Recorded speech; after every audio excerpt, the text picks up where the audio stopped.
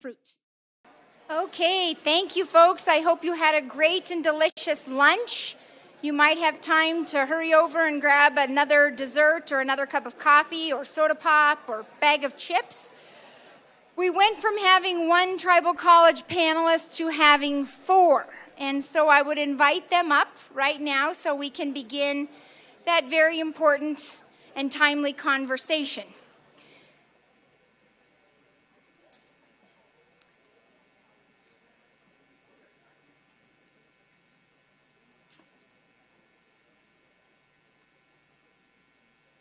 In addition to the 3 tribal college presidents that we have here in the building, we have a former tribal college president who is now a leader in the Montana University system, and that is Dr. Florence Garcia. And so we're going to be joined by Dr. Florence Garcia, Dr. David Yarlett, Dr. Little Bear, and Dr. Falcon Chandler. In just a minute after they seat themselves, each president will have about 3 minutes to introduce themselves and describe their campus. And then I'm going to ask them to discuss the importance of tribal colleges and the partnerships that exist between them and the Montana University system. And that will be really the only question that is planned. The rest of them will come from you. So this is a really great opportunity for you to ask something that you have been wanting to know the answer for a long time. And so without further ado, I think we'll begin this section of our day. Right now, though, around the room, Sam is walking with sign-in sheets. Please make sure that you have signed and indicated the campus from which you hail on said sign-in sheet. So with that then, I would ask Dr. Little Bear if he would be so kind as to start those introductions. There's 2 mics on the table, so you'll have to share them and pass them just between the 2 of you. So Dr. Little Bear, would you please begin with your introduction and a little bit about your campus? No. You mean I had a choice? My name is Richard Little Bear, and I'm president of Chief Dull Knife College. I'm also a member of the Northern Cheyenne Tribe, an enrolled member of the Northern Cheyenne Tribe. I'm one of the last full-blooded Northern Cheyennes who are rapidly disappearing. I have been at the college since 1995. I've been the president since 1999, and I was hired as a vice president for cultural affairs, and I'm still the dean of cultural affairs. I've been interiming ever since for the last 10 years. He keeps me off the streets and keeps me on the straight and narrow. So I think my 3 minutes are up.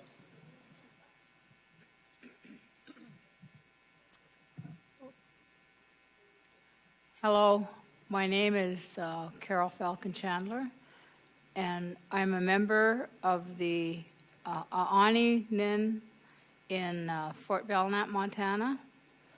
We have 2 tribes, Aani and Nakota. Their names used to be Grovant, well, they still are, but we're going back to original names, Grovant and Assiniboine. I've been at the college. I don't know if I'm going to age myself more than Dr. Little Bear, but I'm started as the Dean of Students in 1992, and then I became president in the year 2000. Prior to that, I worked with Indian students in Dawson College in Glendive, and I was telling the people at the table that after the students saw how much we did or how there was such laughter and the most important thing was studying, which they weren't doing. so the cowboys start coming in, so cowboys and Indians. But it was really nice because there was a diversity in what we were doing. And there's more, we'll talk about more about where we're located. We're located in north central Montana, right along the highway that goes all the way into, I believe, all across the country. Thank you.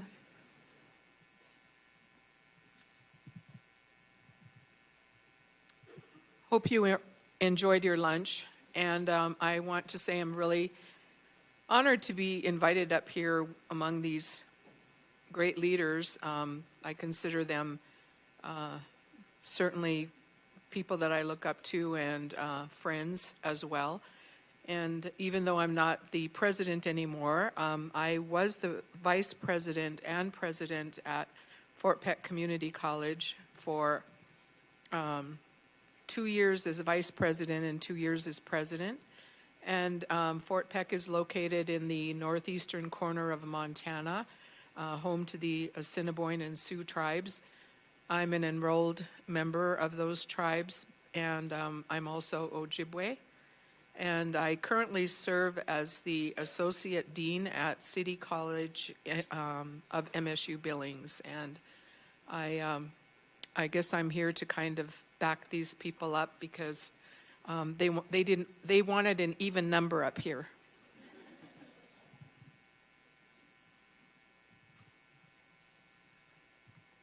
Good afternoon.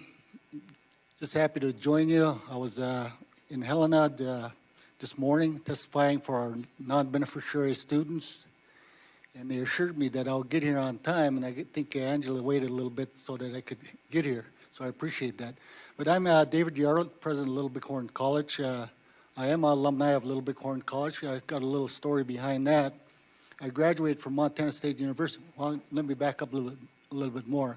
I went to Little Bighorn College, and before I completed my degree, I transferred to Montana State University.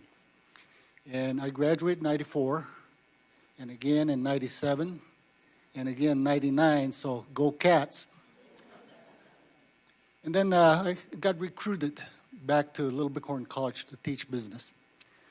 And then when I joined the circles of tribal college presidents, I would be introduced as a graduate of a tribal college. And I just felt uncomfortable, because that wasn't true, although I was a student at Little Bighorn prior to that. So finally in 2006, I submitted my transcripts to our academic council. They went through my transcripts and found out that I was lacking 2 courses, both of them in the Crow Studies program. And then they decided they would accept my NAS class from Montana State as one of those requirements, but the one class that was still left was the Crow language class. And I am considered a fluent speaker, so I said, can I challenge the class? And the instructor said, no, that's way too easy. I want you to help me work on this project, developing, flashcards and language and what have you, doing videos. So I agreed to do that. So 7 years after I got my doctorate's degree, I got my associate's degree in 2006.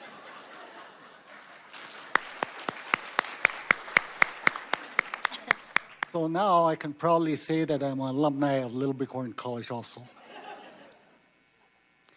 Just a little bit about myself. I became the president in 2002 at Little Bighorn College. So I've been there 16 years. And currently I also serve as a chair of the Montana Tribal College Presidents Association, which we have newly formed 3 years ago, I guess now.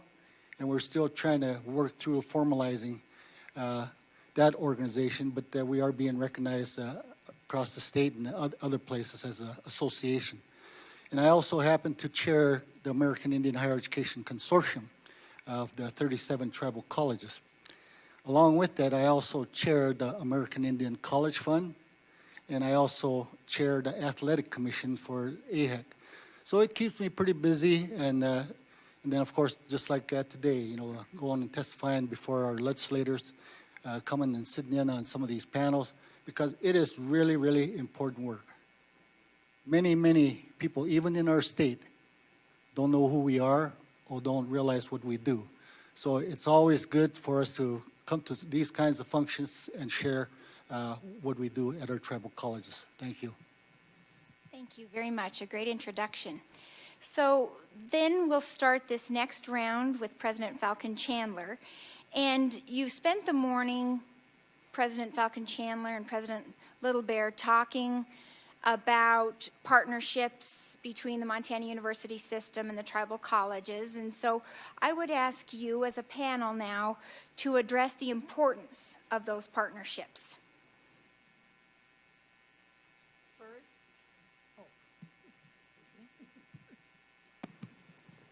Thank you. First, the relationship between both the university system and tribal colleges, I believe, should be on an equal basis.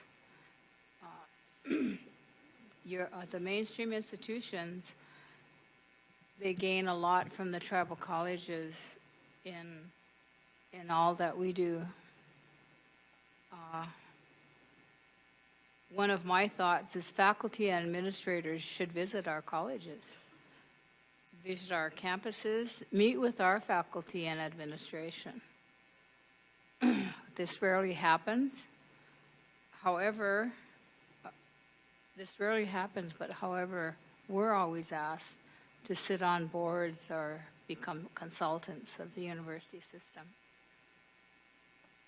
We send our students to mainstream in hopes of them attaining a higher degree, as very few of us have four-year courses, four-year degrees, but SKC and Salish Kootenai College in Pablo is the only one that has the four-year degree, and one of our colleges in Rocky Boy, Stonechild College, just started an early childhood bachelor's degree. We can be successful only if our faculty and students work jointly on projects, activities, and research. If we could all work better together, we wouldn't have the problem of mainstream institutions. I keep saying that, I don't mean it in a negative way, continue to reject some of our core courses that are supposed to be accepted, and the transition from the TCUs would be much better, much smoother, better. But that's how we feel is that and we were talking about advising financial aid directors, all the things that our students have to go through. Some of our students are may be very assertive when they come to one of the colleges, like for instance, MSU here. And if some of them they're not strong enough, they're smart enough, but they may not be strong enough in staying if they go to a financial aid office and they get the runaround and then they just give up and go home, and that happens. And I think if we as administrators, like I work well with Dr. Cruzado, with previous Dr. Engstrom and Dr. Dennison at U of M, and we understand, but we need that needs to trickle down to faculty and other departments, so they'll understand, like the registrar, financial aid, admissions, advisor. Thank you. Thank you. Would you like to go next? Yes, please. Please, yes. Lawrence. Dr. Garcia, please.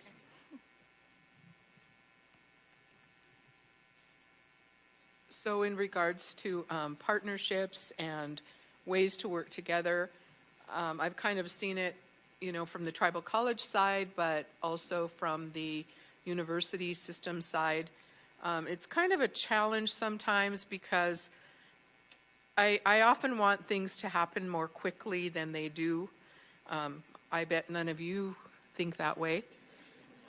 But when you have those times when you realize that we are in higher education. So higher education, it makes you think that things are better. It makes you think that things are more advanced. It makes you think that things are more progressive. But that's not always the case because there is so many times, transitions and administrators and bureaucracy and so forth that really impede some of the things that could be very easily, taken care of. We all, as especially those of you who work in the university system, know that, how many signatures do you need for one piece of paper? And I was an interim dean a few months ago, and at the end of the day, I would sit and I would have to sign and sign and sign and sign. And, some of those things had, I don't know how many signatures on it. And it's kind of like, well, what's the purpose of this? What is really the impact? I really like to think of partnerships as being more like relationships. And those are things that I've built with both individuals and reservation communities. My first job out of college was traveling to every reservation in Montana and Wyoming, and I did that for about 8 years. And so I've continued to think of many of the reservations in Montana and Wyoming as, places that are kind of like my back door and places that I go and visit with people. But I recently arranged a trip to Little Bighorn College. I've taken faculty to Little Bighorn College since I've been at City College. It was kind of like, why don't we go there? They're like 45 minutes away. And, Kelly, our fire science instructor, he was one of the first faculty to, jump in the car and say, yeah, I want to do this. And so you get to have that communication, you get to have that camaraderie, you get to have that understanding that, you might not get otherwise. And so my first question to you is how many of you have visited the reservations in Montana and Wyoming? All of them. Okay, that's your homework. That is your homework. And it's when I was at Fort Peck and I was working with, the school districts and so forth, and I would say, well, we have this percentage of Native students here. I said, when I worked at Dawson, I said the same thing. I said, we are your neighbors. How about, getting to know your neighbors? If you don't want to think of it as, okay, well, I have to do this, or Ochi is telling me to do this, why don't you look at it from a human perspective and get to know your neighbors? So some of the partnerships, I guess, that we have built at City College, of course, have to do with me accompanying faculty and staff to the reservations. I coordinated a class where we did go to both Crow and Northern Cheyenne. I hope you'll all be able to take that class this summer. The other thing that I've noticed on the other side has to do with the number of grants that institutions seek. And they seek them for a number of reasons. Sometimes they seek them to do research. Sometimes they seek them because they want to be in the top tier of research institutions. Sometimes they seek them because they really want to promote goodwill and help people. And there are many, many reasons why you seek these grants, but I've seen things where the grants have been actually really helpful and positive, and I've seen times when it's like, well, we get more points if we're working with the tribes. So please do not, make us that kind of a reason why you want to do things. I look forward to, making more trips, and I don't even always do them when I'm at work. Sometimes I do them because I go see family and friends and go to powwows and other reasons, but there are, you don't even need a reason to go. So build those partnerships yourself, and if they're one-on-one, they're oftentimes even more valuable. Thank you. President Yarlett? Thank you. As far as partnerships with the MUS system, I remember when I first became a president, probably 2 years after I became president, I got invited to it was a higher education committee. And I remember they were very respectful when it was my turn to speak. But as soon as I got done speaking, they just kind of brushed off what I stated and just continued on with their conversation. A few years ago, under former Commissioner Stearns, they started working on establishing relationships with the tribal colleges and actually went and visited each one of our campuses. And at that point is when we started having better relationships with the Board of Regents, the MUS system, in my opinion, anyway. And then a couple years ago, under Commissioner Christians, they provided a seat at the table when the Board of Regents meet. Although we didn't have any voting rights or what have you, but we were able to sit there and listen to the conversation and had opportunities for input. I will say that we still have challenges with the university system, but it's getting better and better because we are part of that communication. Until about a year ago, when the stats would be shown, nowhere in the statistics did it show Native Americans, let alone no tribal college students. And it was, I think, about 3 meetings ago, and I believe Regent Lozar probably had a lot to do with it, is that our numbers started showing up really minimal numbers, but at least we were on the chart.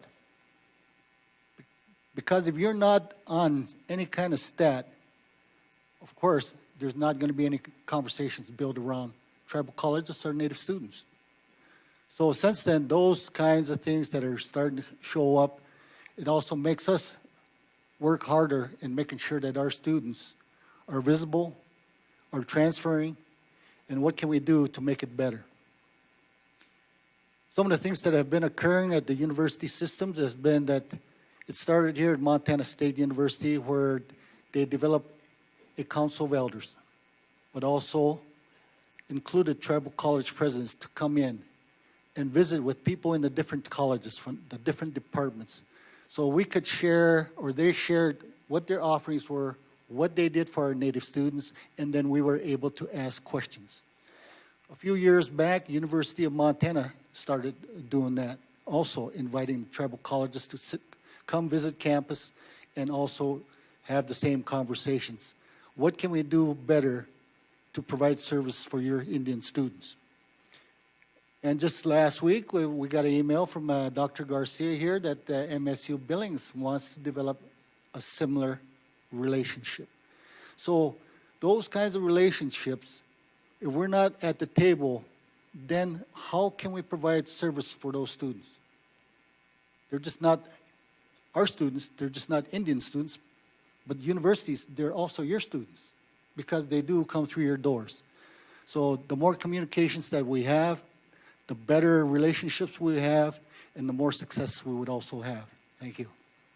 Thank Thank you. And before we get to Dr. Little Bear, I would ask you to indicate if you have a question by just kind of holding your hand out to the side. I'll do my best to bring this good mic down to you, and we'll get the questions asked for the next round, which will begin with Dr. Garcia. And so before we do that, though, I'll turn to Dr. Little Bear for his response to that first question about partnerships.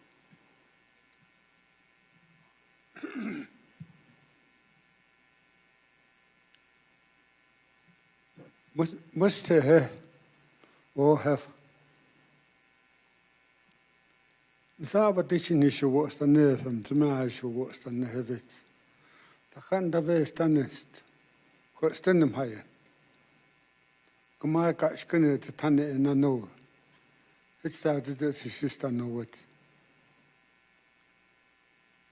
That is our vision statement at Chief Tallknife College. And it says, Chief Tallknife said, we're not going to be able to live the way we once lived. Let us ask for schools so that our children can learn this new way of life. And that's been our guiding light ever since. And I think that's the best thing that could have happened to the Native Americans here in Montana, is the creation of tribal colleges in all 7 reservations. Because one of the statistics that came out of AHAC is that the American Indian Higher Education Consortium is that when tribal college students matriculate, I learned a new word from Regent Lozar. Learned something today. When they matriculate to the larger universities, they have an 85% chance of succeeding, to completion. So remember that. We contribute that much from our students who go into institutions of higher education. However, we do need a lot of help with them. And I don't mean coddling our students or anything like that. Just to make sure that there's a good welcoming atmosphere at your colleges, all the way through, from janitors all the way up to President Cruzado. Because as Dr. Falcon Chandler said, we got to be equal because we're doing the same job. Sometimes a little more difficult, but we're doing the same job. And our academics are just as rigorous as yours, and maybe even more rigorous because we have more to prove. Native American efforts have always been looked down upon. So for that reason, we have to try extra harder. Our STEM program at Chief Tallknife College, I will put it up against any university system. We have some very dedicated people there, and that's what's needed. We're accredited just like everybody else. In fact, we have Dr. Falcon Chandler and I were our previous commissioners. The current commission the person who's currently on the commission is Dr. Yarlett. So we are sitting at the table just like anybody else now. We do a lot of good things at the college that aren't publicized widely. Whenever we do something bad, that's what's publicized widely. Now, like for instance, we have a rocketry program that we've competed with the likes of USC, University of California, UCLA, and Stanford, and MIT, and we beat them in rocketry. That was about 4 or 5 years ago. And this brings everybody together. It's just not STEM people. It's all the disciplines that we teach, and it produces a lot of camaraderie within our student body. Thank you very much. Are there questions from the audience right now? Okay, then I would ask you, and we can begin with Dr. Garcia on this one, if you would please speak to the role that articulation agreements have played and perhaps will continue to play with your campuses and with campuses in the Montana University system.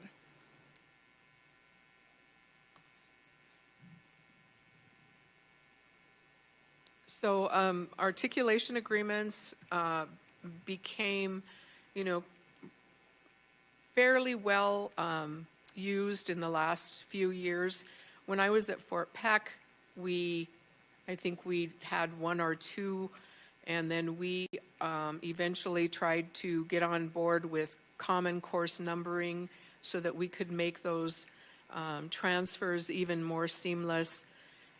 It's and we never did formalize that because part of it had to do with the fact that if we're a tribal college and we're on a sovereign, part of a sovereign nation, to what degree do we allow another entity to tell us, what counts and what doesn't count?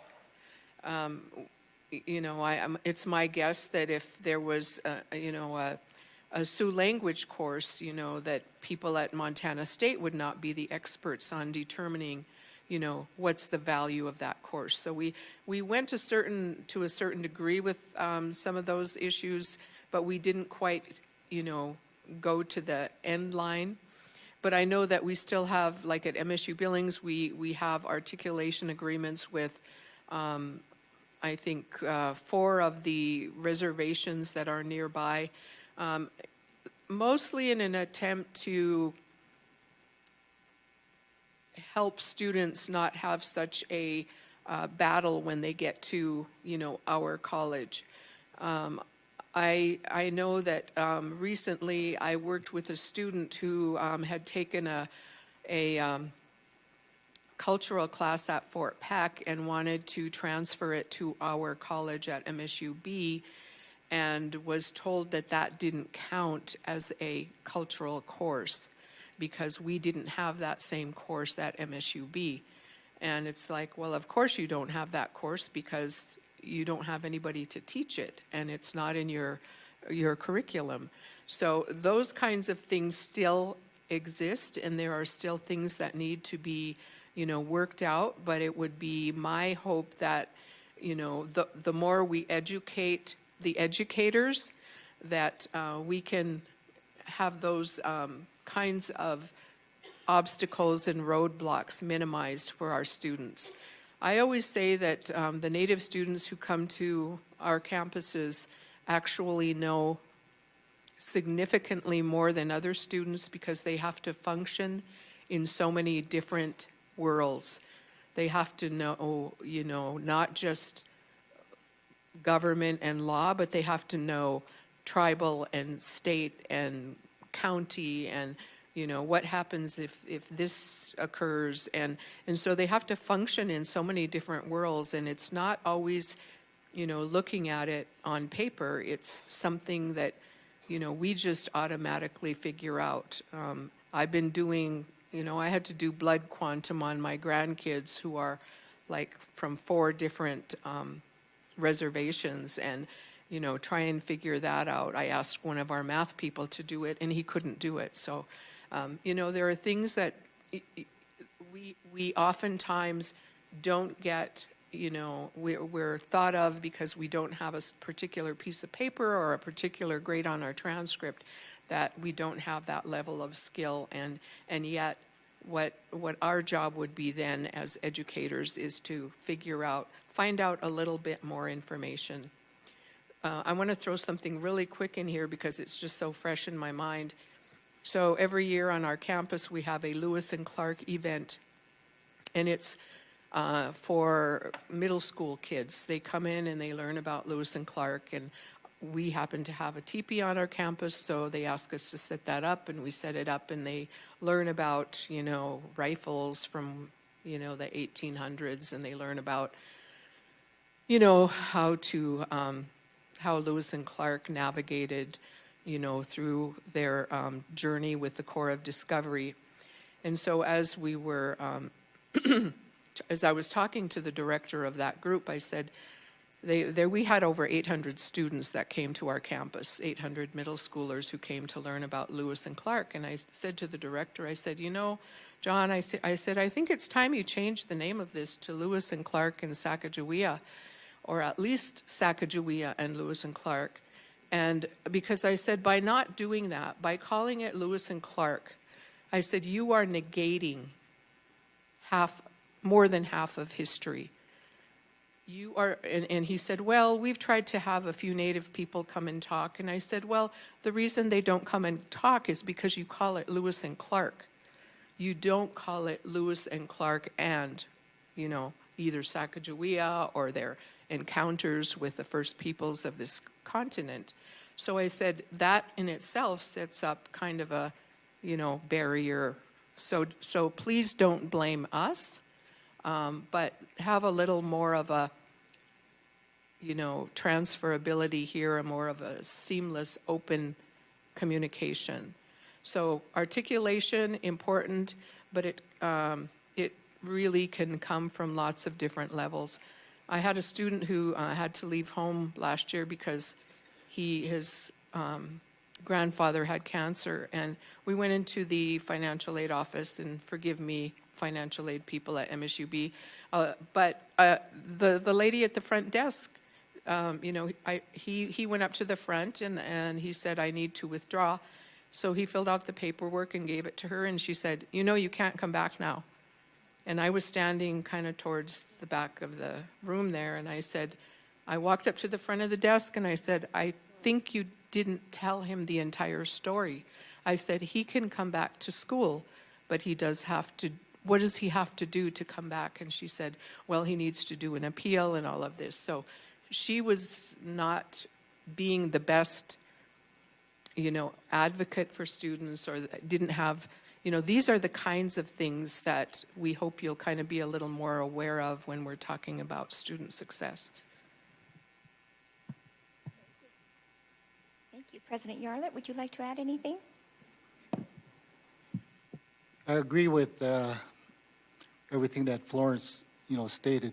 I remember when I first started working at Little Bighorn College, and there was a couple of trips that we came to Bozeman and also University of Montana when there used to be those flights, little hops to Missoula, with our big package of content with our syllabus and what have you, and sit down with certifying officers, and then coming up with the articulation agreements and then transfer guides.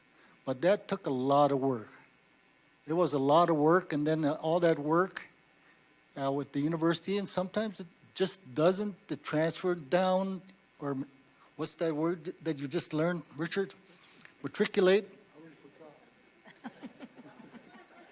But it doesn't really have that trickle-down effect into the colleges, because each college would treat it differently, depending on how much knowledge they may have of the tribal colleges. So we'll be on the phone constantly with certifying officers or whoever would be responsible at these universities. And by that time, some of our students would get disheartened and just leave. So these articulation agreements, although they are really important, sometimes the people that need to read them and understand what it says don't ever crack open the first page. And sometimes we run into those issues. It may be well-meaning and what have you, but again, if it's not taken seriously, we're going to continue to lose those students through the cracks. And not knowing who the certifying officers are, then sometimes when I was working as the academic dean at that time, trying to find somebody to talk to, that was another problem, because we didn't know who the certifying officers were. And I think we're doing a much better job now. Our current academic dean seems to have been able to get the information and is able to make phone calls directly to the individuals so that we're able to keep students that transfer from tribal colleges in the universities. So I think they are very critical, but again, If you want our students to come through your doors, then you have to do your homework also. Thank you. Thank you. President Little Bear? I just wanted to see if you had any thoughts on articulation and how that has worked or how you envision it working going forward. I think there's a lot of issues that Want to use the mic? Thank you. I'm getting too relaxed up here. I think there's a lot of issues that surround articulation, but one of the ways that it could be solved is that if people from within these departments, whether it's the financial aid or admissions, could occasionally be offered training in diversity, because people change, and it's not always going to be the same.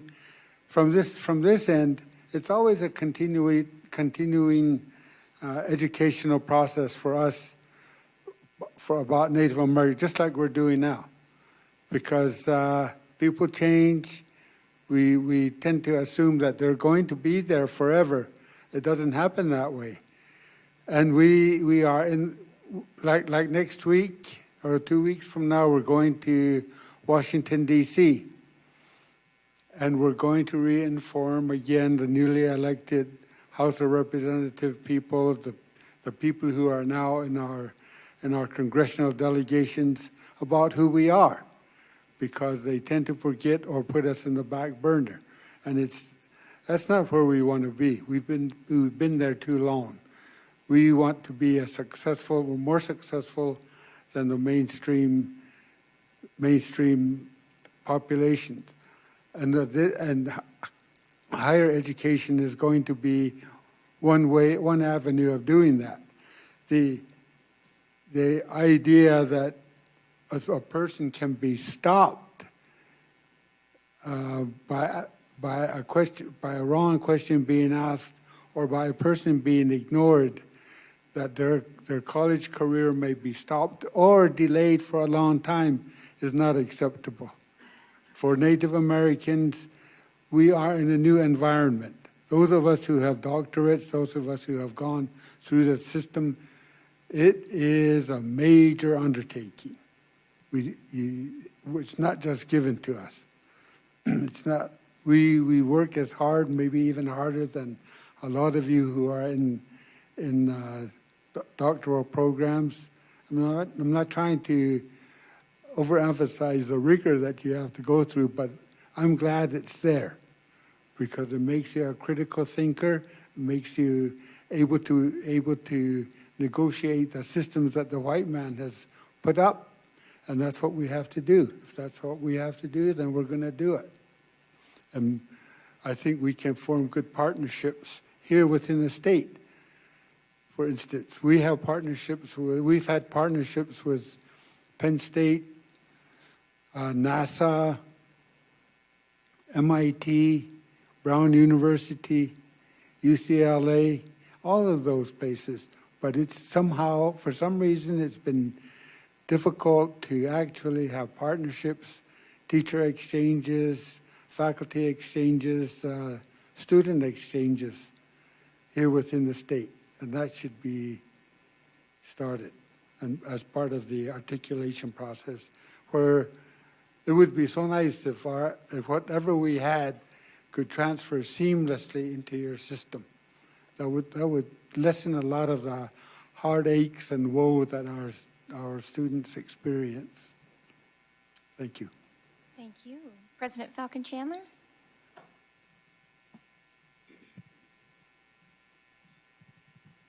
The question is still about articulation. Yes. I like that word. However, years ago, like I said, I've been in the college for a long time, we did have articulation agreements, but like all of us, they just kind of slowly drifted away, and one of the colleges wanted to do an articulation agreement with it recently. But we need to work together, because in the past it was everything that institution wanted to accept of our students. Like, we had an incident, oh gosh, a few years ago, where the registrar at one of the institutions was questioning whether we had our core, it was a core class for us, Introduction to American Indian Studies. And because our students are required to take that in a language. And the university that a student transferred there, and the registrar was questioning whether the person who was teaching that was qualified. And so our registrar told her, well, I think so. He has a doctorate, and, he's well qualified. So she asked again, were the other faculty, are your faculty qualified? So it's just not being mean. I think it's just not knowing. And that's why we're talking about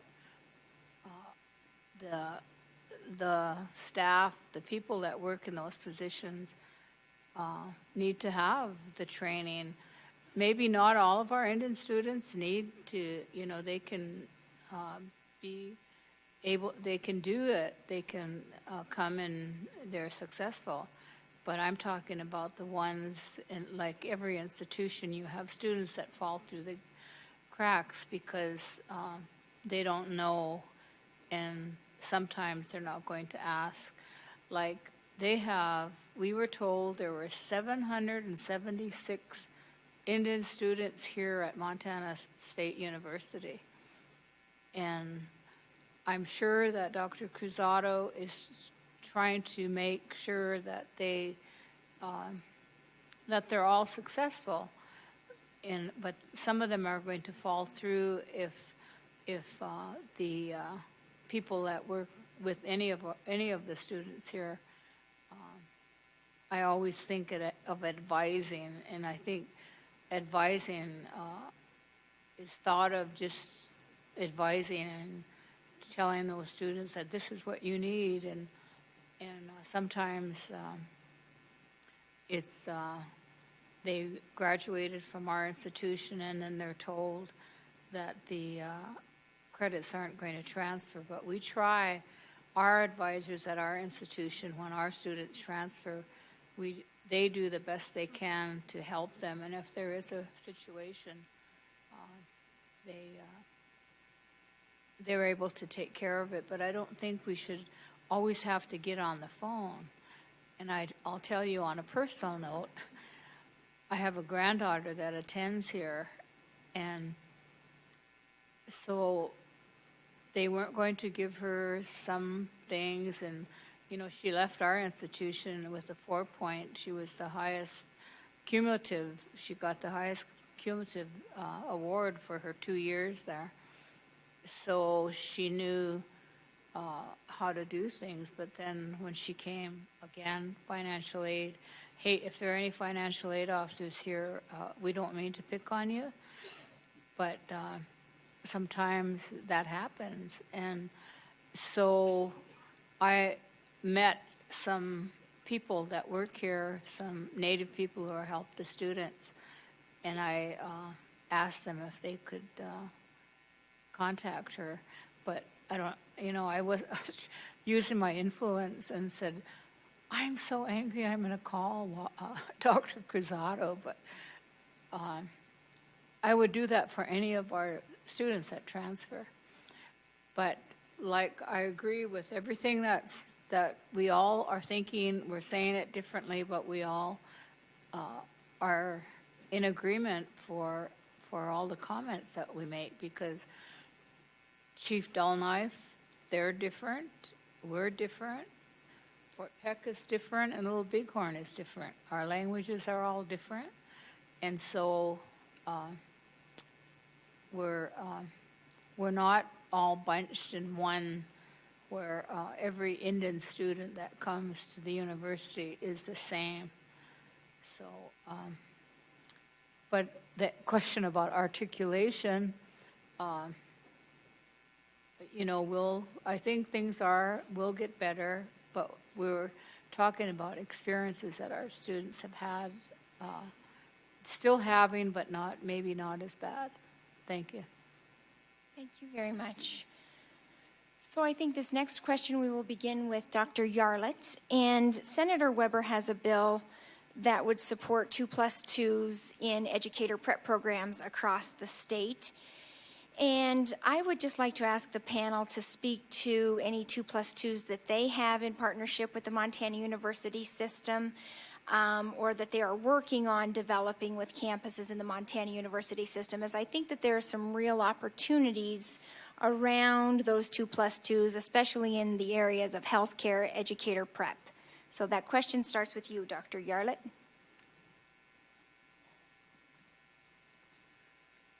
I think it just goes back to something I said earlier, a 2+2 program, I think would really be great.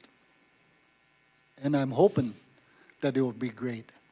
But again, the conversations, we can have conversations in developing 2+2 programs or whatever kind of programs, there's transferability. It all boils down to people that do the groundwork to understand what those things are. And I welcome the opportunity because that's what we're about. I don't think anybody in this room took on their position wanting to have somebody fail. The reason that we're in our positions is because we want people to succeed. And I think sometimes we get comfortable in our positions. We become complacent. And we forget sometimes the real reason why we're in those positions. So having a 2+2 program, I think, is going to be really wonderful if it's applied right, if the right people are administering it, and working together collaboratively, having conversations at the very beginning instead of waiting until there's a big problem, which is what we tend to do. We wait until there's a big problem before we have a conversation. But I think if we continue to have conversations throughout, working together, all of us in this room and those that are on your campuses, that we can make these work. And if we can make it work, then we can convince our legislative people, our congressional people, that yes, higher education has great value in fixing some of the many problems that we have in our society. It's an investment. It's not throwing money at you or us, but it's an investment. And I think it behooves us to pay attention to any kind of program like this that would provide opportunities for success for our students. And I welcome that conversation. I'd like to see and hear more about it. Thank you. Thank you. President Littlebear? The microphone, please. The microphone, please. Because I can hear you and it's nice, but they can't. I could hear me too. I think those kind of programs are really, really needed to get our students started. And it's a subject that my student services person would be much more articulate in, because he matriculated in that. He's currently working on it. We don't actually have a 2+2 program on our campus yet. So I have limited things to say about that. Thank you.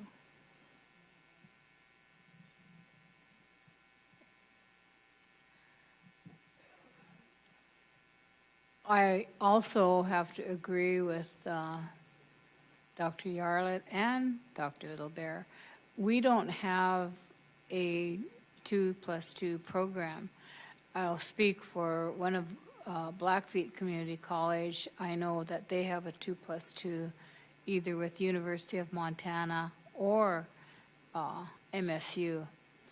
But that would be good because we do partner with we have a program that but we don't have an articulation agreement, but we have partnerships with MSU in one of our grant programs, and with a couple with Carroll College, and we have partnerships with some others, but we don't have a 2+2, and I do believe that that would probably really help, again, like Dr. Yarlett said, would help us. Maybe it would be smoother, and we might not have all these issues, because that means that those credits would just go across. Thank you. Thank you, Dr. Garcia. And then we have 2 questions from the audience. Good, because I don't have a good answer for this one.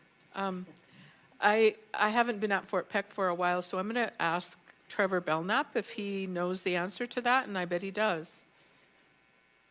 Does Fort Peck have a 2+2 with? I don't know that we have a 2+2 with Fort Peck. Okay. All right. Well, there's my answer. Thank you. Well, thank you. I think for this next question, did I get everyone in that one? Good. I think for this next question, we'll go here to our audience. Great. My name is Barbara Komlish. I'm here on MSU campus, and thank you, first of all, for making the trip here. And I hear Dr. Garcia, I hear your comment about that we really need to go out and visit all of you as well. So my question is about lines of communication. So I'm aware of universities, mainstream institutions, and other states that have tribal liaisons, or they have memoranda of understanding, different things in place for communication and developing different projects. And I know we have a council of elders at MSU, but I'm wondering what your thoughts on whether there need to be other lines of communication, because I think, sometimes the information trickles down to staff and faculty, but perhaps there are things that you would like to have different lines of communication, to maybe faculty senate, or something where you can address some of your concerns, and thinking also about research. What are your research agendas? Are those being communicated to us so that we can identify in our campuses of who could be involved in that? So student success research, all those different areas. So just your thoughts on the lines of communication, whether you think we need to start thinking about creatively about maybe other lines that don't exist. Thank you. And President Little Bear, I think we start with you on this one.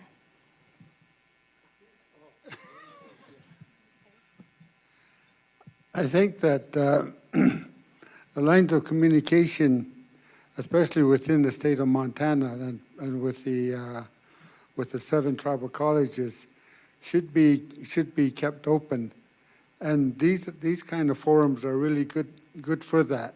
How many of you had heard of tribal colleges before you came in here? Very good. Have you ever actually spent maybe 3 or 4 hours on one of the college campuses? Good, because that's what we need, is to have people come in to see how we work, how we do stuff, where we do it.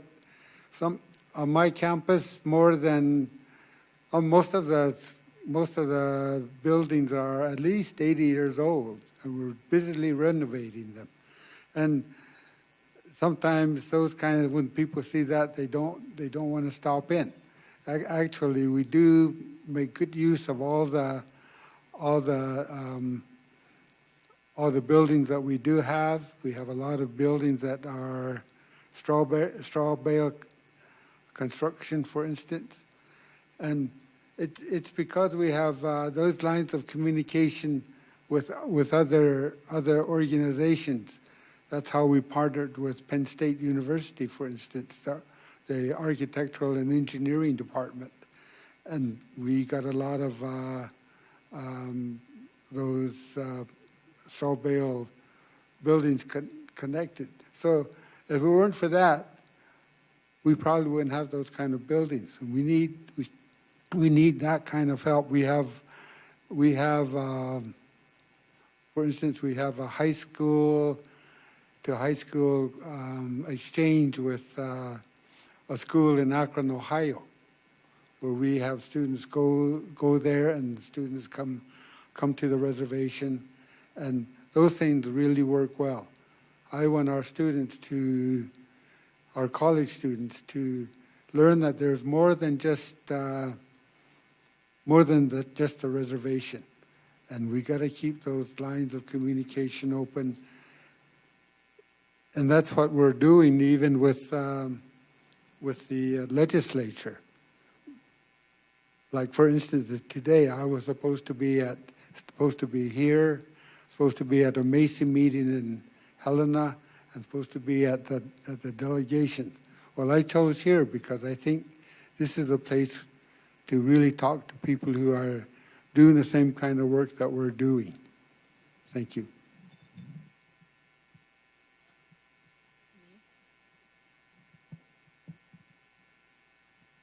That was a good question. Our institution, like I said, is located in north central Montana, so we get a lot of visitors, sometimes just show up.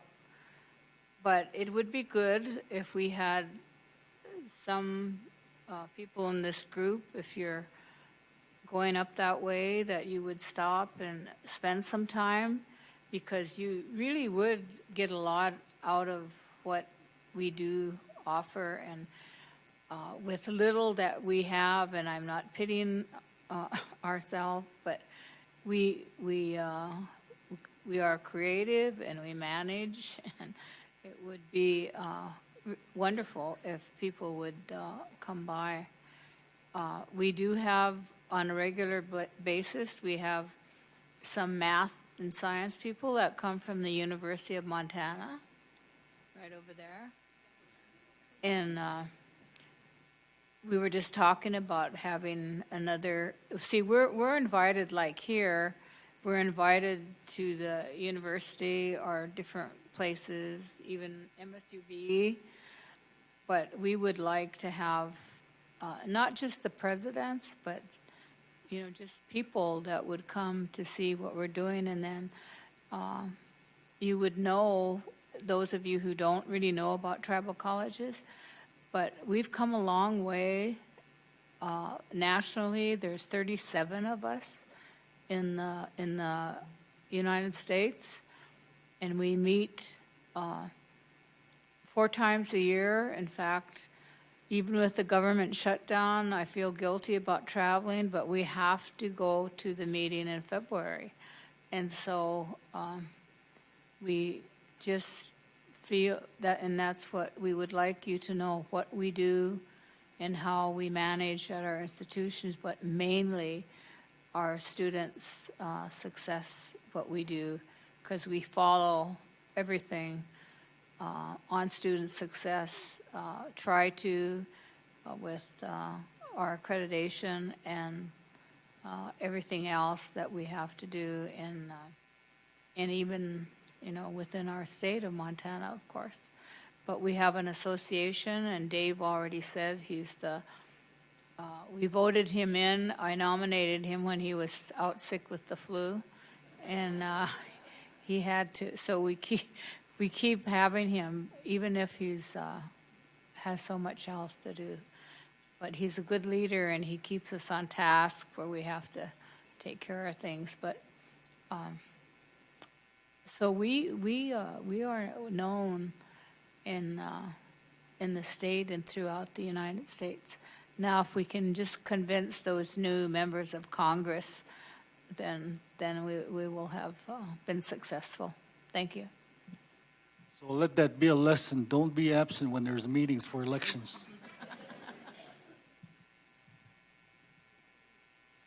Thank you for that question, Barb. It's actually, going deeper into what I said a few minutes ago about building relationships, and being able to actually come to the tribal colleges or come to the reservations, and I know that some of you have been there before. But, making that, not just a one-night stand, so that you want to be able to make sure that you're continuing to develop that rapport and continuing to, learn a little bit more each time. Right now, if you were in Billings and you wanted to go to the Fort Peck Indian Reservation, you could drive 310 miles, which is a pretty long trip, unless you take the Terry Cut across. Or you could also fly up to Wolf Point. And if any of you can spare $58, you can do that round trip through, is it Cape Air? Right, Cape Air. And you could leave in the morning and come back in the late afternoon or stay overnight or whatever. So, there's really not, there's lots of ways to get this done. And I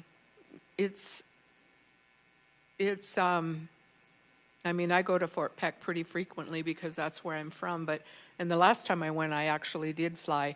It cost a little more than 29 round trip because I made the reservation the same day, so just be a little aware that it might cost a little bit more than that. But being able to communicate with people, and as I look out among this group here, there's people that I know, not just from work, but people that I knew in a previous situation or a previous life, and people who, the people in financial aid at MSUB, these two ladies here are my heroes because they do a wonderful and terrific job. The person that I was talking about just, probably was a new person or whatever, but these two ladies, I can't say enough good about them. My experiences with financial aid when I was a student were really difficult. But, as time goes on and we begin to have more of these conversations and more of these,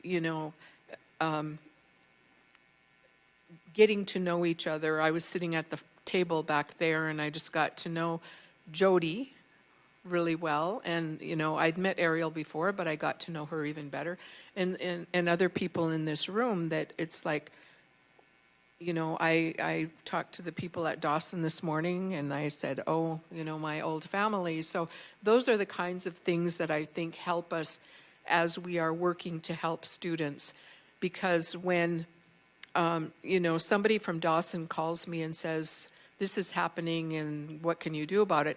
I don't have to say, okay, well, let me check this out. I need, I don't know if I believe you.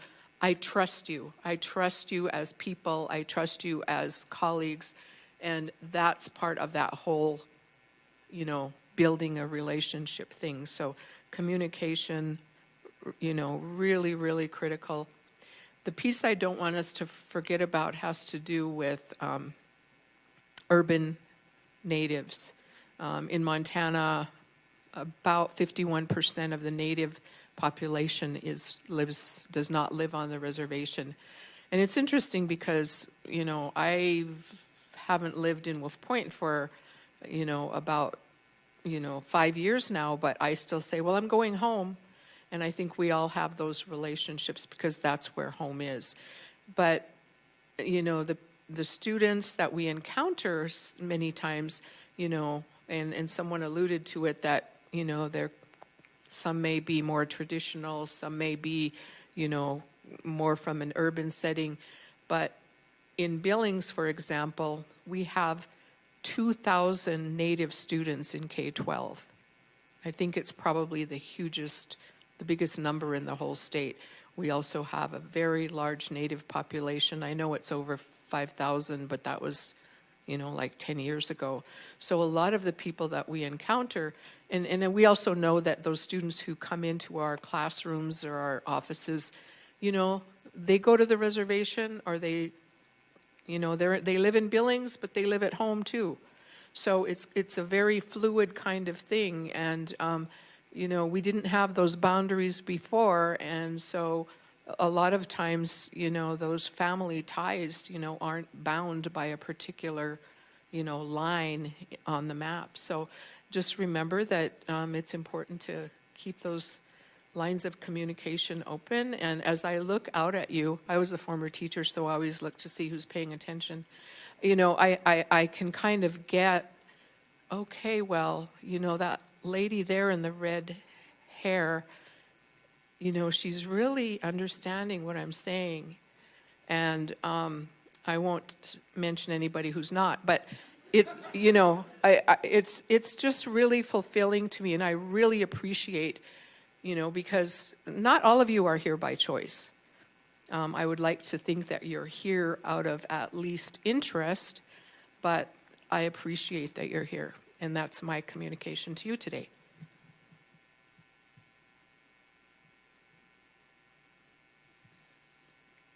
Thank you for that question.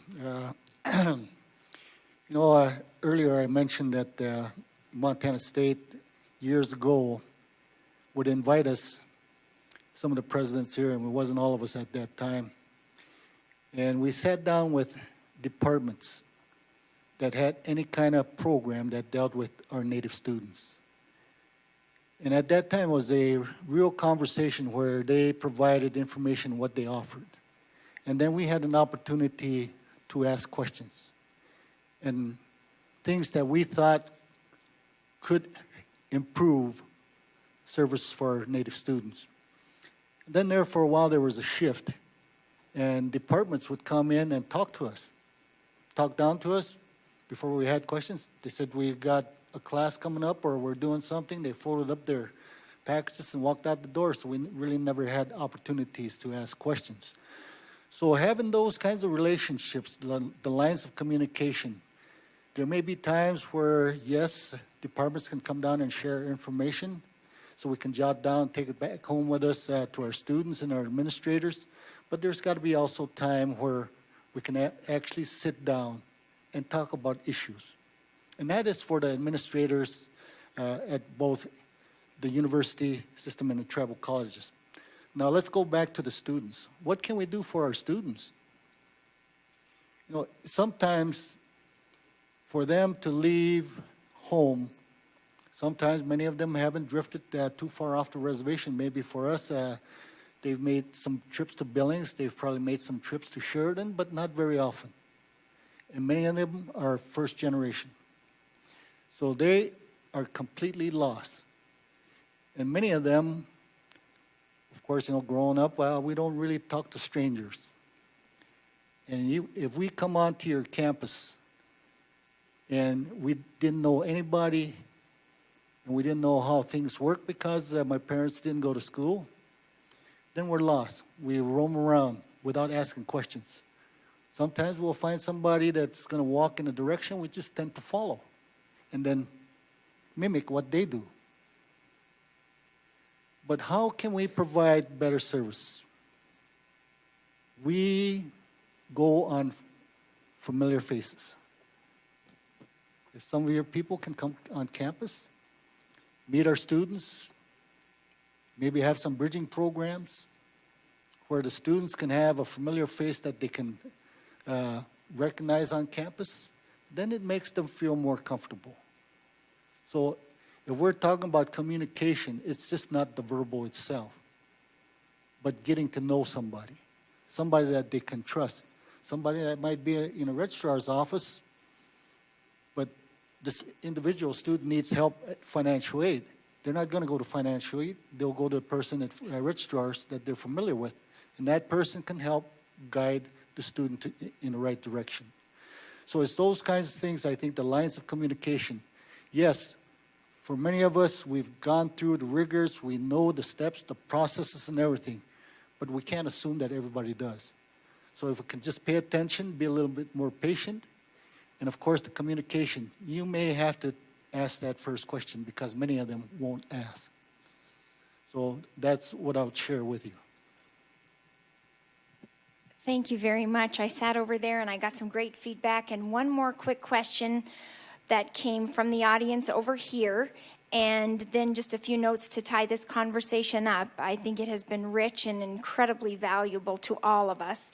But one question that came over from here, and it's student-centered, and so I wanted to give each of you a chance to impart a piece of wisdom or some advice to all of our students who are here with us this afternoon. And it is President Falcon Chandler's turn to begin this. So just a quick piece of advice or wisdom that you would like to share with the students who are here this afternoon. I might be here a long time. The message for them to be, don't be afraid to, if you're having a problem, go out and seek someone to help you. And sometimes, if our students, when they're in another institution, and we're like, we don't want to call ourselves that, but we're mothering to our students, but we tell them that when they arrive at the larger institutions, go and seek the help, find out who you need to go to. And if they leave us, then we tell. And that's part of my student services. I still, even though I'm the president, I still have that feeling for students. I have time for them. And, but mainly I just say, and study hard. You have to spend a lot more time in a 3-credit class than you would try not to cram for a test the night before. And everything that I'm saying is I probably did all of that. I remember I did that. I had my husband drive my essay to Great Falls because it was due that day, and I was just crying because I was late and blah, blah, blah. But anyway, mainly, like we're talking about communication. You're here to get an education. You're here to be successful. So you need to, if you run into any kind of problem, don't miss class because you can't figure a problem, because the more you miss, the deeper trouble you're going to get into. And I would just say that, seek help right away. Thank you.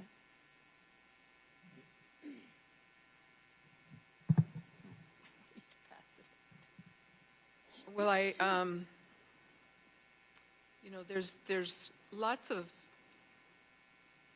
wisdom, among our people. It's one of the traditional values, and it's difficult to say that one is wise, so I'm not going to say that. But what I will say is that it's not about you, because it took me a while to figure out, when I was having my struggles in college, that it wasn't about me. It was about what my grandmothers had said to me. It was about preservation. It was about being able to realize the gifts that I was given and to share them. And so it's about, seeing, either seeing or hearing about some of your ancestors who were hurt or annihilated or beaten down in many, many ways to near extinction, and yet we still are able to sit here together. So it's not about you, and in 20 or 50 years from now, it won't be about you either. It will be about your children or your grandchildren. And that's what I have to remember. I'm having a really difficult time right now at MSU Billings. And I do want to say, I have to kind of sort through, when do I get to just be able to help people? And so right now it's kind of challenging for me, and I have to remember it's not about me, it's about others. So that's my thoughts for you today.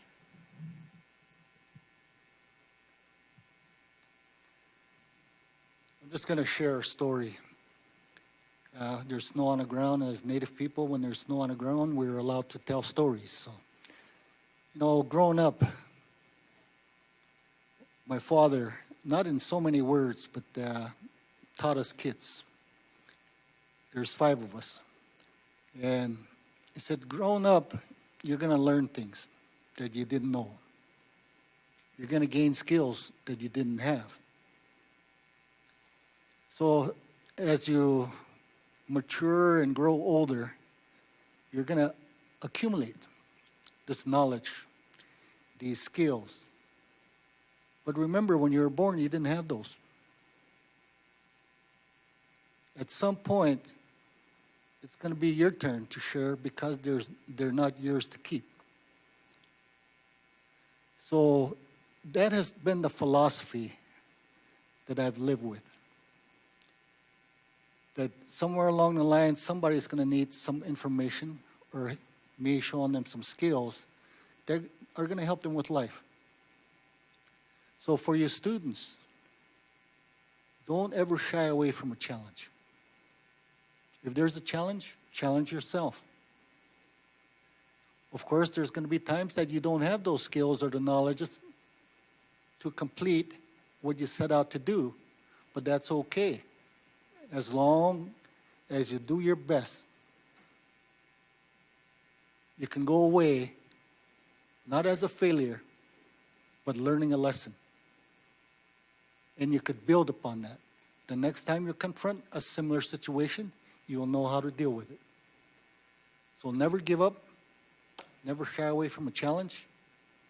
And every now and then, you look back and, hey, I did that. Give yourself a pat on the back because not everybody's going to recognize what you do, but you do yourself. So keep up the good work.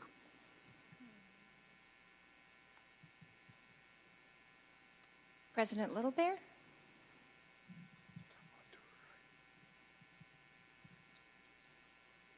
I think there's always one of the things students should learn is that there's always kind of a backlash when you go back home.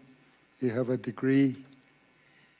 There's kind of a backlash. There's always naysayers. There's always people who will want to pull you down. Remember, you put in a lot of effort into what you've accomplished. And forget about them because it's just jealousy that does that.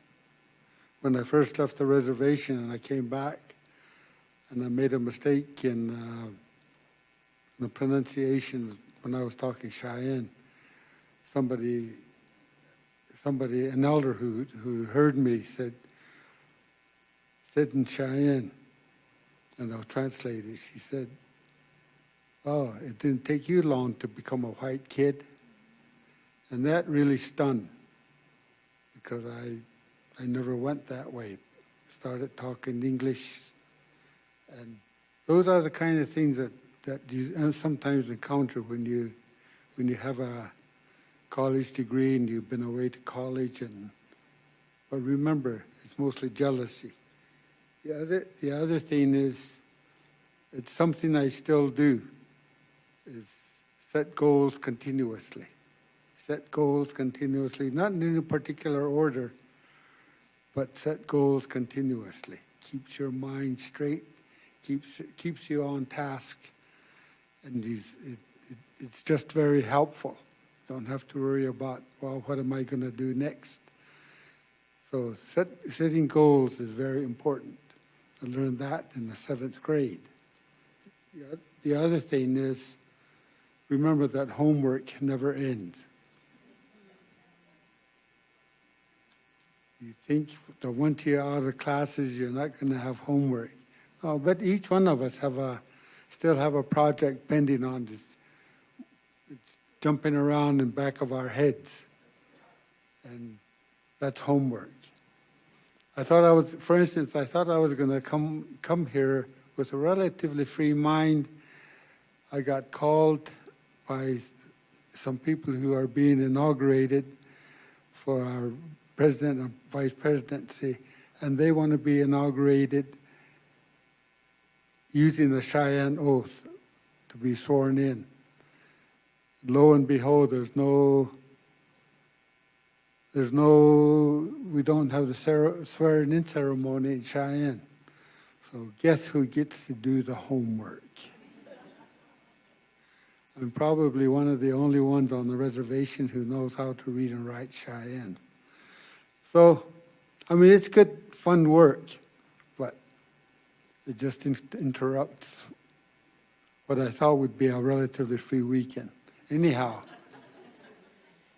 What a Thank you. wonderfully positive, student-centered message to end on. Let's celebrate our tribal college presidents and thank them.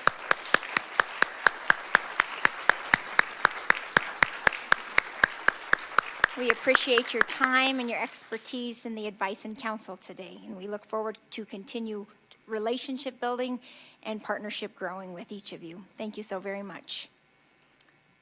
Thank you very much to everybody.